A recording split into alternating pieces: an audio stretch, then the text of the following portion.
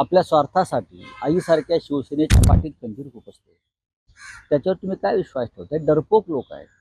अजित पवार असतील, एकनाथ शिंदे असतील आणि त्यांचे लोक असतील, हे एक नंबरचे डरपोक लोक आहेत. ते घाबरून पळालेले लोक आहेत. संजय राऊत, आई, बायको, ठेवलेली, या सगळ्या शब्द त्याच्या तोंडी शोभा देत नाही.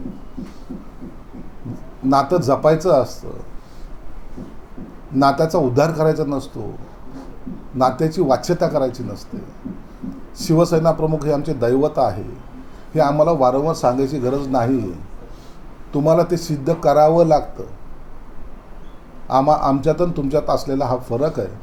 म्हणून कुणाला किती मनाशी लावून धरायचं किंवा कुणाची प्रतिमा कुठं ठेवायची हे आम्ही चांगल्या प्रकारे जाणवलो आहोत.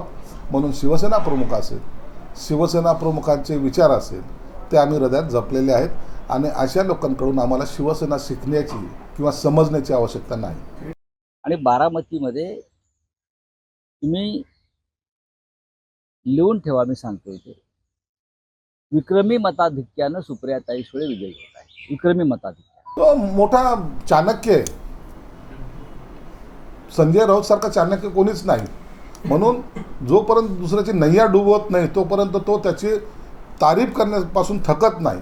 ज्यांची तारीफ त्यांनी केली ती त्याची नैया डुबली असं समजायला हरकत नाही. अजित पवार यांच्या पक्षाला एकही जागा मिळणार नाही हे मी वारंवार सांगतो आहे. आणि एकनाथ शिंदे बरं का, यांची मजल भोपळा फोडण्यापर्यंत जाईल का हे मला आत्ता सांगता येत. तुम्हाला एक सांगतो, हा संजय राऊत एक दिवस येऊन संजय राऊत आपल्या विनवण्या करेल. एकनाथ शिंदे साहेब त्यांच्या पायाशी लोटंगण घालून तो त्यांना विनवण्या करणार आहे. साहेब मला पदरात घ्या, काही वेळ वाट पहा.